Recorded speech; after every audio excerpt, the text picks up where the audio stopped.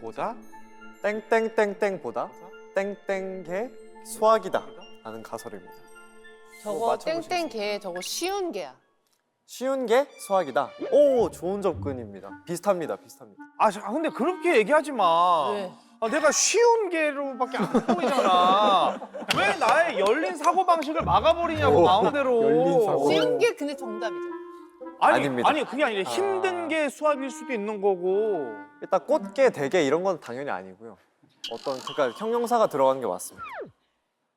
인생살이보다 힘든 게 수학이다. 틀린 말은 아닌 것 같은데. 완전 동감. 제가 연초니까 대박의 기운을 담았다고 했잖아요. 네. 그래서 밑에 거는 힌트를 드리자면 용한 개, 용한 게. 용하다. 용한 게 용하다고? 수학이다. 용한 게. 우리가 뭘 보고 용하다 그러지? 무당, 사주팔자, 나 잠깐만, 맞아? 나 맞춰버리면 안 되는데. 나 맞춰버리면 안 되는데. 아니 내가. 왜냐면은 사주팔자 하는데 저쪽에서 작가진 쪽에서 끙끙거리는 소리가 들려. 이거 방송 내가 보니까 내가 맞춰버리니까 허무하더라고. 사주팔자 아니에요? 사주팔자보다 용한 게 수학이다. 맞아? 정답입니다. 와! 맞췄네. 나 진짜, 나 깜짝 놀랐네.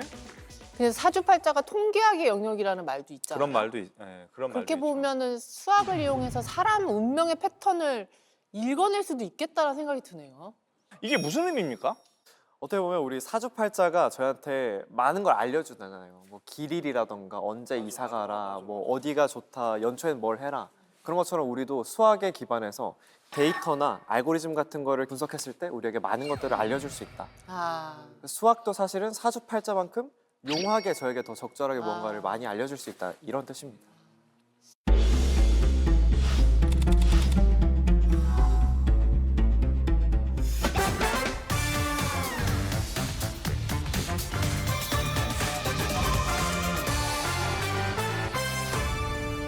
왜 이거를 정했냐 하면요, 우리 최수영 교수님이요, 수학 덕분에 이 수학 덕분에 지금 아내분이랑 진짜? 결혼을 하신 거래요. 어떻게요? 거짓말. 네. 어떻게 해요? 조금 다른 이야기이긴 한데요. 제가 저 와이프랑 소개팅으로 와이프를 만났는데 네. 제가 조금 약속 장소에 일찍 갔었어요. 네. 그래서 기다리면서 할 일이 없어서 당시에 풀고 있던 수학 문제를 이렇게 막 풀고 있다가 컨셉 아니었어요? 100% 컨셉인데. 몇 살에? 7년 전쯤에 일했던 것 7년 같습니다. 전쯤에. 네, 근데 너무 집중을 하다 보니 이게 와이프 왔는데도 제가 눈치를 못 채고 있었어요. 그래서 고개를 딱 들어보니 처음 보는 여성분이 앉아 있는 거예요. 그래서 이분은 누구지? 까먹으시고. 그걸 잊은 거야. 라는 표정으로 이렇게 몰입하느냐고. 쳐다봤더니 그 모습이 매력적이었다라고 와이프 얘기를 하더라고요. 이거 진짜 컨셉 아니었어요? 야, 와이프분께서 좋게 봐주셔서 다행이지. 이런 분들 때문에 그 카이스트에 소개팅이 잘 안 들어요. 진짜로. 그렇지. 나 지난주에 소개팅 나갈 때 수학 문제 풀고 있는 거지? 막 이러면서. 괴담이 많아요. 진짜. 어쨌든 뭐 성공을 하셨네요. 수학 풀어가지고. 네, 어쨌든 저는 그렇게 해서 뭐 와이프 만나고 결혼까지 하긴 했는데 사실 이 수학에 이 바로 약혼자 문제라는 게 있습니다. 진짜 수학으로 이 결혼, 아주 자기의 최상의 배우자를 만날 수 있는 그런 방법이 있습니다. 어머나. 어떻게요? 공식이 있는 거예요? 네, 맞습니다. 우리가 소개팅 할 때 가장 최적의 배우자를 만나기 어려운 이유가 뭐냐 하면 어떤 분을 만났는데 그분하고 이렇게 거절을 하게 되면 그 다음에 그분보다 더 좋은 사람을 만날 수 있다라는 보장이 없는 거잖아요. 맞아요. 자기가 누군가를 만났는데 이분이 과연 내 평생의 배우자일까? 내 평생의 짝일까? 라는 그 확신을 어떻게 가질 수 있느냐 하는 그 문제를 수학으로 해결을 할 수가 있습니다. 기치로 그걸 왜 수학으로 해? 수학으로 하지 마세요. 이거는 저도 약간 의아한 부분이. 그럼 어떻게 해요? 이를테면. 바로 그 패기 표본 전략이라는 것을 쓸 수 있는데요. 이게 쉽게 말하면 버릴 상대를 통해 더 나은 상대를 찾는 방법입니다. 그러니까 예를 들어서 우리가 5명의 사람을 만난다라고 예정을 합시다. 그러면 처음 2명은 그냥 만나보는 거예요. 일종의 패기 표본으로 쓰게 되는 거고요. 그리고 남은 3명 중에서 이 2명보다 더 좋은 사람이 있으면 무조건 잡는 겁니다. 세 번째가 마음에 들면 4번, 5번 안 만나고? 네, 안 만나고 그렇게 하는 방식. 오, 일리는 있는 것 같아요. 그러면 아내분 만나기 전에 2명은 이미 버리셨던 거예요? 아니 반대로 아내분께서 두 분 만나고 세 번째 보신 거 같아요. 그런 걸 수도 있네요. 서로가 세 번째, 네 번째였던 거지. 네, 그럴 수도 있겠네요. 그럼 그게 5명 중에 앞에 2명은 버린댔잖아요. 그러면 버리는 숫자를 둘로 할지 셋을 할지는 자기 마음인 거예요? 아니면 무조건 둘로 해야 되는 거예요? 굉장히 좋은 질문입니다. 그래서 바로 수학이 하는 일은 뭐냐 하면 여기서 얼마를 버려야 가장 확률이 좋을까, 확률이 높을까. 그게 바로 수학적인 문제인 거죠. 이 와중에 한마디도 못 알아듣고 있는 내 자신이 너무 싫다. 예를 들어서 4명을 버렸다.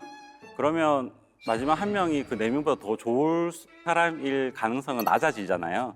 그래서 너무 많이 버려도 안 되는 거예요. 왜? 10명으로 늘리면 되잖아요. 시간은 한정적이기 때문에 평생 만나는 시간 동안 만날 수 있는 사람을 사람들은 그렇게 마음에 안 든다 이렇게 함부로 버리고 그러면 안 돼. 다 남의 집 귀한 자식들이야. 말씀이에요. 네. 네. 저런 접근. 네. 그래서 어떻게 하면 천생연분을 만나실까요? 마틴 가드너가 1960년도에 얼마를 폐기 표본으로 삼아야 적절한가 연구를 많이 하였습니다.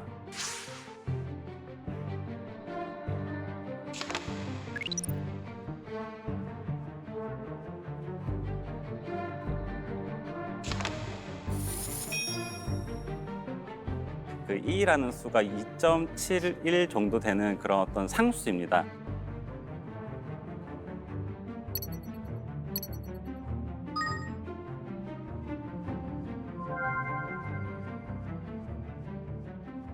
그러니까 우리가 100명을 만난다고 하면 그 100명 중에 그 2를 나눈 값을 폐기 표본으로 삼는 게 가장 최적의 선택이다라는 게 바로 이 전략의 방법이고 그 수치가 대략 한 37% 정도인 얘기입니다.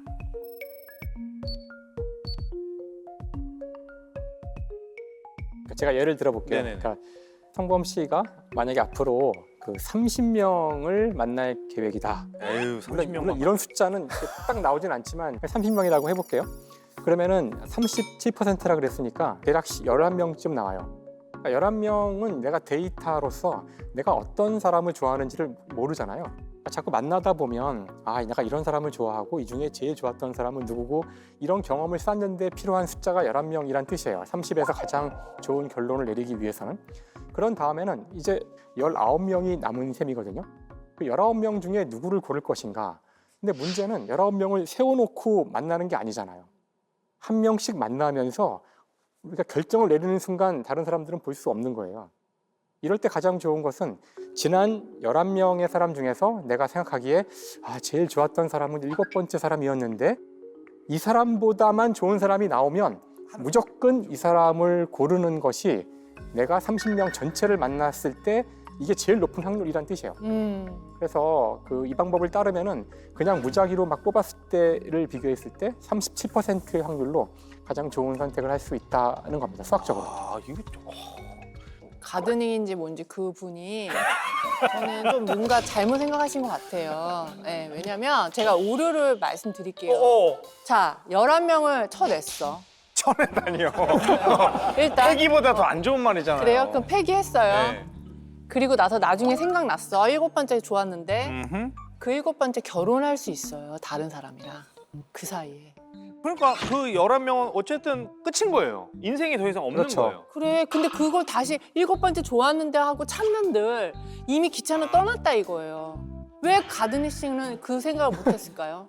7번째 분까지는 그러니까 생각하지 않겠다라는 게 이 전략의 문제입니다. 이거 전제 그런 조건은- 후회를 할까봐 언제 내가 선택을 해서 이분에게 사람 마음이란 게 생각이 나는데 안 할 수 없어요. 계속 생각이 나는데 어떡해? 그러니까 이렇게 했을 때 실패할 확률이 67%, 아니 63%인 거죠. 그러니까 63%가 뭐고 마음에 드는 사람 그렇지만 있으면 이게 잡아야지. 그렇지만 이게 최선이라는 거예요. 안타깝지만 수학적으로는. 그 문과 쪽에서 보면 걸리는 부분은 그 사람을 한 가지 기준으로 쭉 평가를 할 수가 있나. 누가 이 사람이 더 최적이다. 뒤에 나오는 사람이 더 좋은 사람이다. 아니다. 이게 한 가지 기준이 아니잖아요. 사실 이 사람은 이래서 좋고 저 사람은 저래서 좋은데 사실 위상수학에서 우리가 다 똑같다고 하는 것처럼 생략이 돼버리니까 그 순간들이 문과 쪽에서 보면 저거 이상한데? 라는 생각이 들 수 있는 것 같아요. 예를 들어서 면접을 본다고 한번 생각해 보겠습니다. 네. 100명을 면접을 본다고 했을 때 너무 앞에서 선택을 하지 말고 조금 미루라는 얘기입니다. 기준을 정할 수 있을 때까지. 그 선발 인원은 정해져 있고. 네네네. 처음에 만나는 사람들이 일종의 기준값을 설정하는 데 도움이 될 수 있어요. 그 다음에 여기에서 설정한 기준을 가지고 이제 뒤에서 선택을 하면 되는 거죠. 예를 들어서 집을 보러 다닐 때도 마찬가지인 거죠. 어떻게 집을? 우리가 이제 부동산 중개인을 통해서 소개를 받잖아요. 근데 몇 집 봤죠. 네, 몇 집을 맞아요. 보게 되잖아요. 근데 너무 초반에 선택해버리면 기준이 확정되지 않은 상태에서 잘못된 선택을 할 수가 있고 이게 좀 기다리자는 거죠. 그래서 그렇지. 어느 정도 본 다음에 기준이 설정이 되면 그 다음에 선택을 해요. 맞아. 그렇게 해석을 하는 게 어떨까 싶습니다. 폐기하지 말고. 근데 가만 생각해 보면요, 저 장 보러 마트 갈 때 차를 끌고 주차장에 들어가잖아요. 주차장 들어가면 바로 주차할 자리가 있어요. 아, 근데 가까이 가야 되니까. 근데 매장 입구까지 최대한 가고 싶은 거야. 와, 조금 더 가니까 가까운 자리가 있어. 너무 공감돼. 근데 더 가도 있을 것 같긴 한데 이쯤 주차하자 이거 아니에요 지금? 그때 최선의 선택을 그러니까 맞습니다. 그거랑 맞아요. 비슷한 맥락인 거죠. 맞아요, 맞아요. 다들 결혼을 그런 생각으로 허성범 씨 이제 적용해야죠. 아, 저는 최근에 좀 가슴 아픈 일이 있었어서 아 왜? 이 전략을 좀 잘 써봐야 될 것 같은데. 왜? 헤어졌어요. 팩이 당한 거예요? 네, 제가 폐기 한쪽은 아니었던 것 같고. 어머나. 진짜? 아무튼 저는 그래서 들으면서 오히려 이제 두 교수님보다는 그 진경님의 말씀에 좀 더 공감이 갔던 게 앞에 폐기 표본에 내가 너무 평생 짝이었던 사람이 있을 수도 있는 거죠. 그렇죠. 맞아요. 그래서 사랑만큼은 저는 이제 가슴이 시키는 대로 하고 맞아. 약혼자 문제는 주차장 자리 정하는데 뭐 이럴 때 한번 잘 써보는 게 송 어떨까? 교수 다시 불러요. 아 송영주 교수 다시 불러. 너무 물러 터졌어.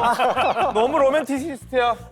아직 젊으니까 저는 피가 끓을 때니까. 네, 맞아요. 근데 그게 맞아. 피가 끓는다고요? 네. 어떻게 끓지? 죄송합니다. 여기 아닌 것 같아요. 아니야. 송 교수 불러. 아니 오늘 가설이 이제 사주팔자보다 수학이 용하다잖아요. 그러니까 처음에는 사실 수학이 어떻게 용할 수가 있지 싶었는데 약혼자 문제 이것도 그냥 수학자 입장에서 봤을 때 충분히 그렇게 접근을 할 수도 있겠다라는 생각은 들긴 해요. 그 우리 이제 약혼을 했다 치고 금전운 좀 봐주세요. 아니 이 공식으로 재물운 그렇지. 수학을 잘하면 뭐 재물이 들어온다 이런 것도 얼마든지 있을 수 있어요. 그런 건 없습니까? 사실 여기에는 파레토 법칙이라는 게 있어요. 이걸 만드신 분이 이탈리아의 경제학자인데 오야. 이걸 설명하는데 수학 개념 중에 가장 중요한 확률 분포라는 거를 썼어요.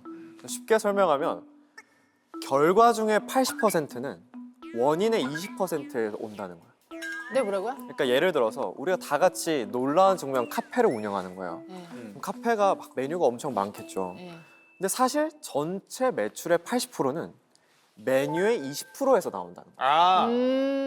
잘 나가는 뭐 아메리카노, 뭐 그렇겠지. 돌체라떼 이런 데서 나오고 네. 똑같이 그 매상의 80%도 20%의 단골 고객에서 나온다. 이게 이제 파레토 법칙이라는 게 있습니다. 아.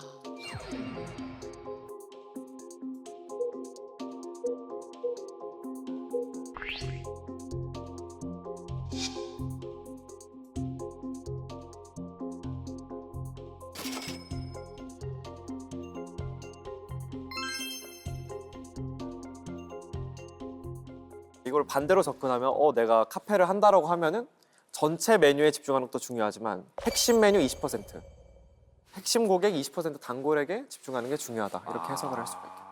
그러면은 사실 수학으로 이렇게 드라마틱하게 뭐 돈을 많이 번다거나 그런 건 좀 너무 선 넘는 것 같고 그래도 수학이 투자를 할 때는 좀 도움이 될 수 있다. 그래서 요즘 트렌드가 퀀트 투자라는 게 있어요. 그래서 원래 우리가 투자를 한다고 생각하면 시장 동향도 좀 읽고 앞으로 있어야 될 일도 좀 예측하고 옛날에 역사적 사건이 뭐 이런 게 있었는데 이런 게 이제 기존의 투자 방식인데 이 퀀트 투자라는 건 완전히 수학적인 데이터랑 알고리즘만 가지고 그 안에 패턴이 있다고 생각을 하는 거예요. 그래서 그거를 기반으로 하기 때문에 실행 속도도 굉장히 빠르고요. 초단타 매매를 주로 하는 그런 식의 투자 방식도 있습니다. 그걸로 하면 얼추 돈을 벌어요? 요거를 만든 사람이 짐 사이먼스라는 사람인데 이 사람이 이제 MIT 수학과 졸업한 다음에 23살에 하버드 대학교 수학 교수를 하고 이렇게 천재로 인정받던 사람이 갑자기 수학계를 떠나서 네. 투자 쪽으로 갑니다. 그래갖고 어떻게 됐어요? 그래서 만든 게 이제 퀀트 투자라는 거죠.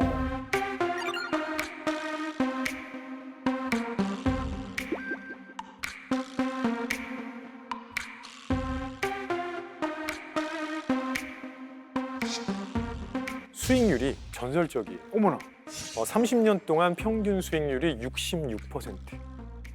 그러면 수학계를 떠날 만하지 않아요?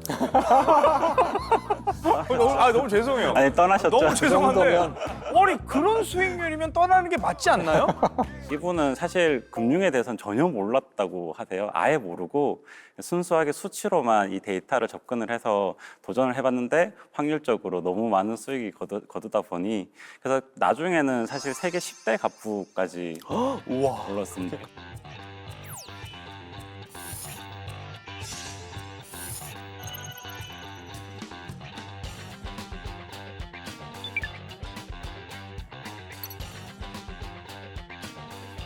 근데 이제 이 회사가 재미있는 거는 금융을 전공한 사람을 뽑지 않아요.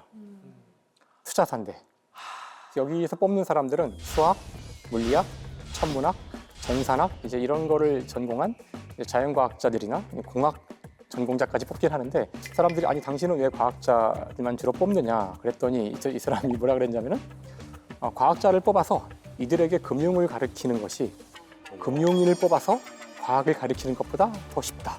와. 더군다나 나는 이제 이 사람은 수학자였잖아요. 그러니까 나는 사실 금융보다는 이제 과학과 수학을 더 잘한다.